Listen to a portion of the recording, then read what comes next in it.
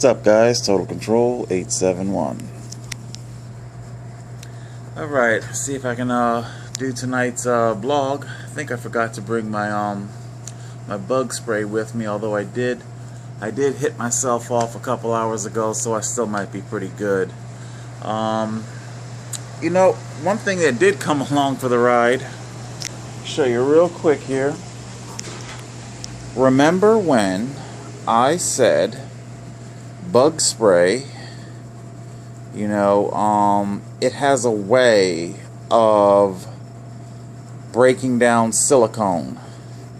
The Bushnell, it is indeed waterproof. It's got that waterproof rubberizing, you know, and I unfortunately had the Bushnell on my head when I hit myself off with a little 40% deep rappel, and I forgot that the Bushnell was up there. And well, this is the end result. You can see how, I mean, this can't be wiped off. This is the actual rubber, the silicone in the rubber breaking down. It's like flaking, like, you know. So just be a little mindful of that as you are using DEET. I don't know if it's the actual DEET. I don't know if it's the active ingredient or if other ingredients cause the silicone rubber to break down. I really don't know. Anyway, so tonight I'm gonna see if I can do my little episode, and I'm gonna see what I can do to throw as much humor as I can into tonight's episode. It deals with a couple of rather heavy topics. Because I'm preparing my appeal, and I understand the insurmountable odds that I face, the biased, the anti-cycling biased, and because I understand that police officers are the only ones that actually get a presumption of innocence. You know, in my trial for the Officer Sheppard's cryptic tickets, I was not found guilty. Officer Sheppard's was found not guilty. Do you understand? Did I say that right? You know, it's not so much that they found me guilty, but rather they found Officer Sheppard's as being not guilty of perjury. And the reason why they did that is because that's the way these things go with police agencies, the courts, and the police agency superiors. They're extremely desperate, very desperate to find a shred of exoneration for the police officer. It's just the way it is. It's fucked up and it's wrong. Who do we have? Christ. Again, like I say, the unarmed shootings, they keep rolling in. Oh, come on, help me say this. Do I want to say Anton, Anthony? I don't know. Well, I can't fucking remember, man. But the cops in jail, from what I understand. So there was in Philadelphia, I believe it is. Christ, fucking bugs, man. Philadelphia. There was a drive-by shooting. People were calling the cops. They give the description of the drive-by shooting vehicle. Officer, I don't know if he had a partner or not. There was one or two in the police cruiser, but this officer, he spotted the vehicle that matched the description of the fleeing vehicle of the drive-by shooting. Executes a police stop, you know, a traffic stop. It is later found that it's an Uber, and I can stop you right there and start beginning all kinds of questions. It's like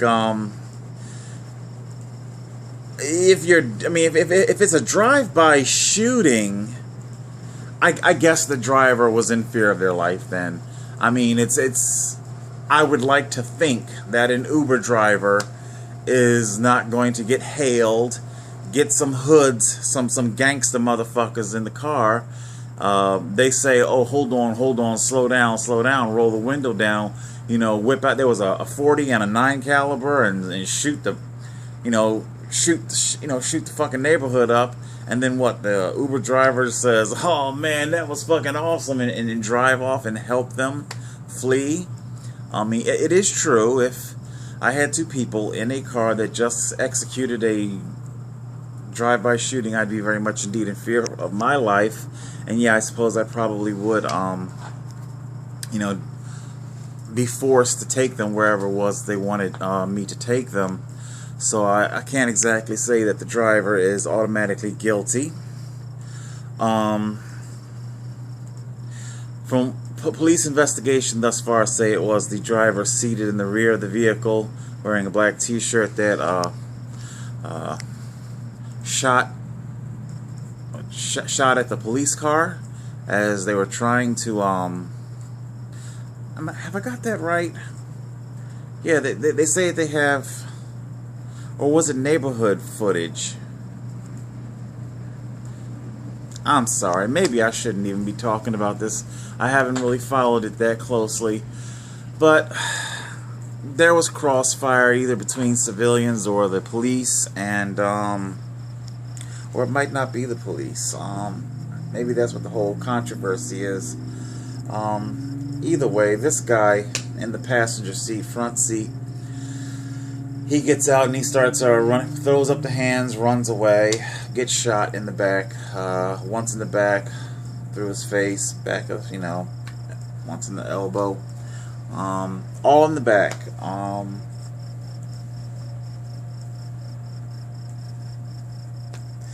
This police officer is going to get, he's already receiving a lot of, had it not been for public outcry thus far, he probably wouldn't have been arrested, with past protests and things like that. I don't feel well tonight. Do not feel well.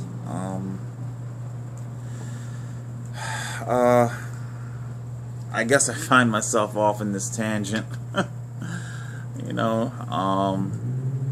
What I'm trying to say is that police officers, they're going to get the presumption of innocence, while we do not. I don't know if I communicated that to you or not. Officer Sheppard was able to take to the stand and tell these fantastic explanations, tales, excuses as to how he's able to see the cyclist, presumably me, fail to come to a stop, yet is unable to give account as to whether or not the cyclists utilize hand signals or not. My arms are attached to my body. Okay, you can see this bicycle and presumably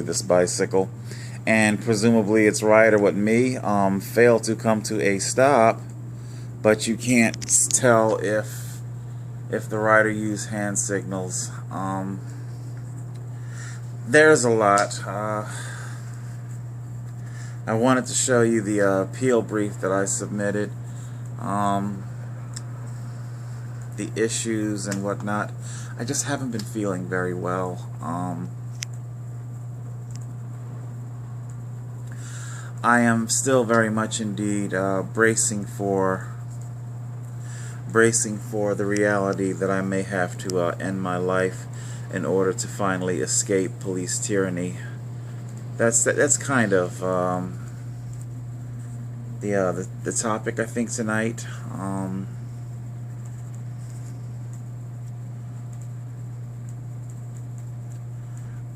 See, how can I explain this to you? So I had a dream, right? I did. I had a dream, actually, I think last week. I had this dream, and it's more of a nightmare. That's pretty much what I have a lot of these days. I get waking up, a lot of night terrors and nightmares, and so this is like a nightmare, or I don't know what you'd call it. I had a dream that I died. I don't know the method of death. I don't know if I was killed, and I don't know if I had committed suicide. Whatever it was, if there was a service, my dream began as the coffin was being closed finally, you know. And I know, how can you, if you're dead and your eyes are closed, it's almost like, I guess, I don't want to say that it's like my spirit was outside my body. No, I was very much indeed inside myself, so just don't ask how I knew what was going on, especially given the fact that I'm supposedly dead. It's a dream. Just go with it. So, I knew casket was being closed. I got the sense that it was a woman. Something of a heavyset woman, and I don't think she was in any kind of formal garb whatsoever. So as this casket container was being closed, I would have to guess that there was no sermon. There was no, I don't think that she didn't look like, you know, she was officiating over a funeral of any sort. It kind of looked like a type of like a coroner, or not even necessarily the coroner, but maybe whoever it is that's in charge of, maybe, I don't know, man. Anyway, so they close it and they go to put me in the grave, and I'm overwhelmed with a profound sense of sadness.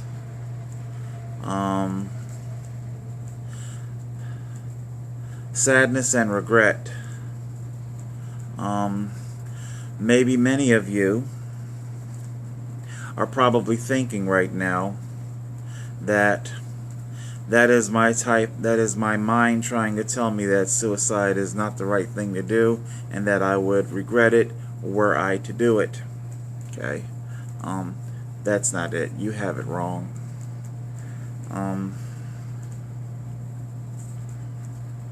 You're gonna have to forgive me for whatever reason. Vlogging tonight, it's difficult. I don't know if I'd call it anxiety. Yeah, it's anxiety, it's fear, it's depression, it's a lot of everything.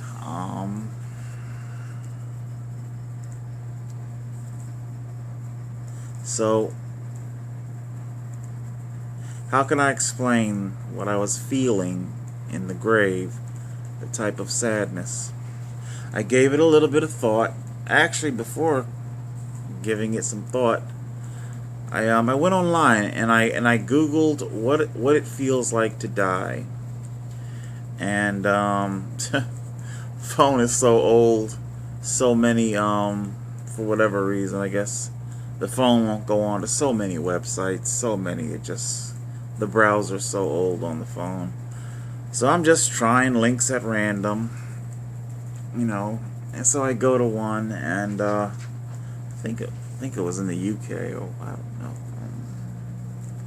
So I'm reading these people's accounts of their near-death experiences. People who were clinically dead, they give their accounts, and you pretty much figure before you even start reading, it's going to be a lot of your cliche. I saw the light, I saw clouds, I saw heaven, I saw Jesus, you know. So there was some of that, not as much as you think, though. People tend to see what they want to see anyhow. But there was this one person's, I think it was a guy, account, and what he said, it kind of summed up what I was feeling, that it was all darkness, and he just simply felt a great deal of sadness. And that was it, and it kind of got my wheels to, I revisited my dream, and I wanted to know why it was I was feeling so sad. Again, I don't know if I had ended my life or not. I guess it didn't really necessarily matter because of the reason behind the sadness. I searched my mind, and this is the best analogy I could come up with. Like I said, I spent most of my high school years in Detroit, Michigan. And on the now famous 8 Mile road, the group home would load us up into the van. This particular group home I was in, there wasn't a van. Staff was just simply compensated for using their car. It was a small group home. It was a large group home, but they had individual houses. So it's 6 of us, 6 boys. Yeah, that is kind of. It was a tight fit. It was a tight fit. Although a couple had vans and stuff like that. Anyway, I think the arcade's name was called Grand Prix. If you guys want, I guess you can Google it. I don't even know if it's still there or not. Grand Prix Arcade. It was called Grand Prix because it had 2 different types of, I want to say, go-kart tracks. But I know one was a go-kart track, but another one, it was like a go-kart and a Formula 1 car had a baby. All I know is that you had to have an actual driver's license to drive those particular vehicles, go-karts, whatever. I don't know what they were, but they looked like Formula cars. Anyway, the go-karts were expensive. It was something like $4 and change to ride them, and minimum wage was $3.80 at the time. So we're talking like over an hour's worth of wage to ride this thing, and I think it got like, I don't know, 5, 6, 7 minutes on the track, you know. And occasionally you would choose a lemon, you know, when the gate opens up and everybody goes rushing toward the cars, the go-karts, and they start jumping at it. Occasionally you chose the lemon, and you go to take off when the bell or the light goes, and lemon in the term of apparently the throttle needed adjusting, and otherwise you just end up putting around the track real slow, and you ended up kind of you paid your money and you didn't really get to enjoy the experience. That's where I'm trying to go with this. My life, it's been extremely unenjoyable. There's been little joy and happiness in my life.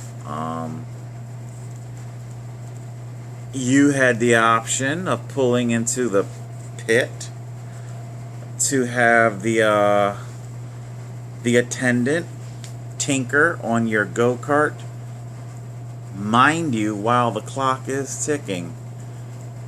And it's just the one guy. Sometimes there'd be like an extra guy, but so you can spend your time in the pit working on enjoying your reward. See where I'm going with this? So much of life is you work on some sort of future reward, and of course your time runs out, and you never got to enjoy your ride. That's how I feel. Like time is just running out on me, and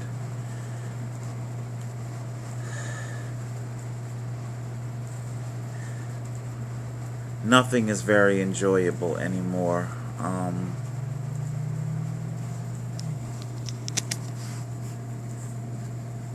I have noticed as of late, I don't really enjoy riding my bike the way I used to anymore. The police have just simply made it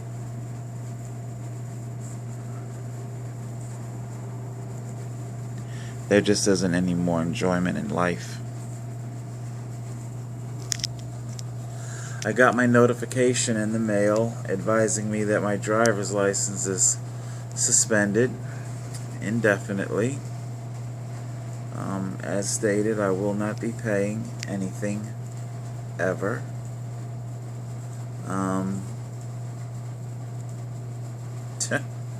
Bit of irony. You don't need the driver's license to ride the bike. So, what exactly is?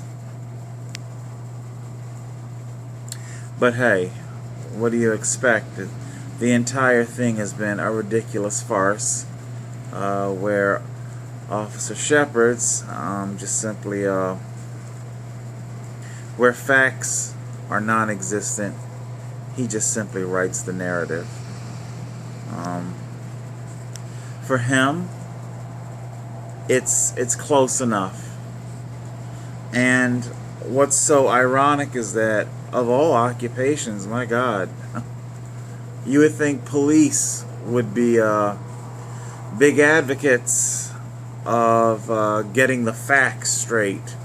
Now that they're involved in so many unarmed shootings. Oh, that's right. I'm not a cop. I don't get that kind of presumption of innocence. Officer Sheppard gets to just simply conjure up the details that fits his narrative. It's true, Your Honor, I couldn't see Mr. Dunbar come to a stop or not, but at the speed he was going when he entered Fire Road, speed I was going. I don't get it. Just a moment ago, you were saying you couldn't even gauge the distance. So you can gauge speed, but not the distance. You can see me allegedly fail to come to a stop, but you can't say if I utilized turn signals or not. So we see Officer Sheppard's his vision, be it regular vision, supervision, his powers, they come and go. They come and go to fit his narrative. He doesn't have to give facts. He doesn't have to speak factually. He doesn't have to prove a goddamn thing. Okay? He can just simply make it up as he wants to go. Alright? Okay. Let's see how much time I got here. 23 minutes. Alright, I guess we'll do the other topic. I don't know, tomorrow or whenever. I don't feel good, and I am very much indeed tired of not feeling good. I am tired of waking up every single day and there being no joy. I am tired of dealing with end of the month poverty where I can't feed myself. I am tired of always having to rely on somebody else.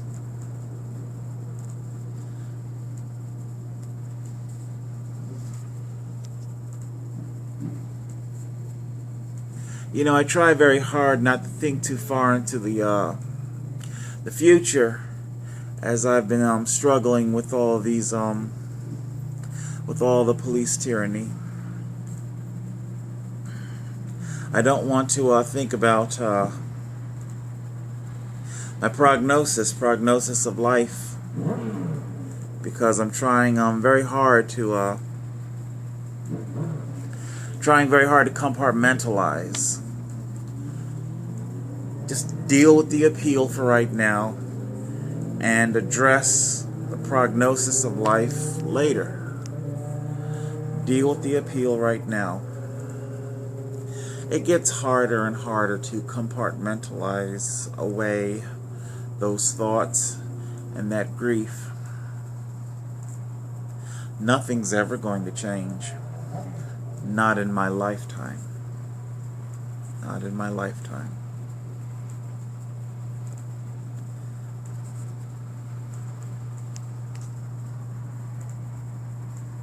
As I read online, social media, whatever the,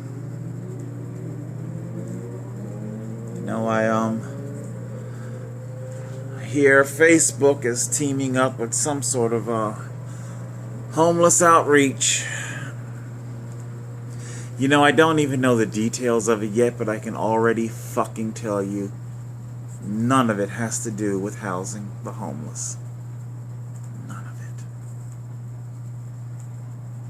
I'm sure there'll be lots of food drives, clothing drives, a lot of type of charity that entails a lot of emotional payoff. E-heroin, as I like to call it. So much of these middle class, they like to feel good. They like to do their charitable bit and then just feel good. They get to go home. They have a home to go to.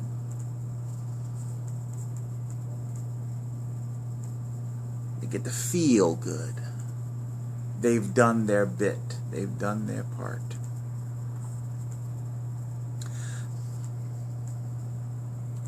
The population abroad don't owe the homeless community anything. I'm trying to communicate to you that it's not like I have a sense of entitlement, that I demand something from you. This is the government, and this is very powerful, rich and wealthy oligarchies, mafias. Maybe we're using too fancy of a word. Okay, it's a fucking mafia, all right? It's a mafia. And they shake down the little man. That's what my taxes were. Nothing more than the mob making the rounds to all the different corner stores. Where's our protection money? Yeah, protection money. That's what my taxes were. Protection. Yeah, there you go. Total control. Pay your taxes like a good citizen. Good citizen. So should it become necessary, something will be there for you. Okay. Now I understand I get a disability check. And I understand that check is created by my taxes and everybody else's. But this is also what the fuck I understand. Okay? Over in low-income housing,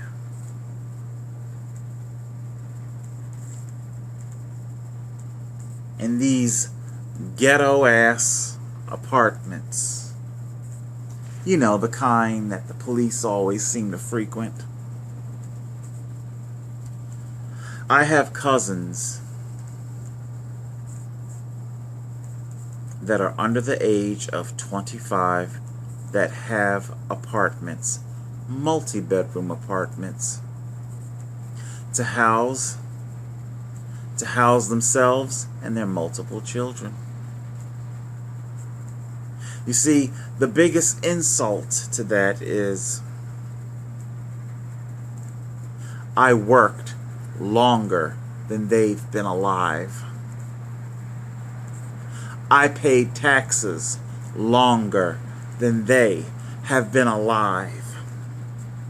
And while they were on their back, breeding like cockroaches, being hustled into low-income, free fucking housing, either free or near free. Okay? And don't get me wrong, the welfare queen thing, it isn't what it used to be. I get that. But God damn it, They sure do have the basics of life, don't they? They have a roof. They have utilities. They have money left over to live a life.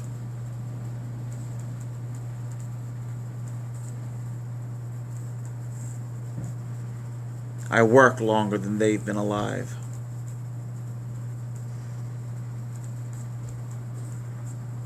And I'm going to live the rest of my life in a tent. I don't think I want to live that life.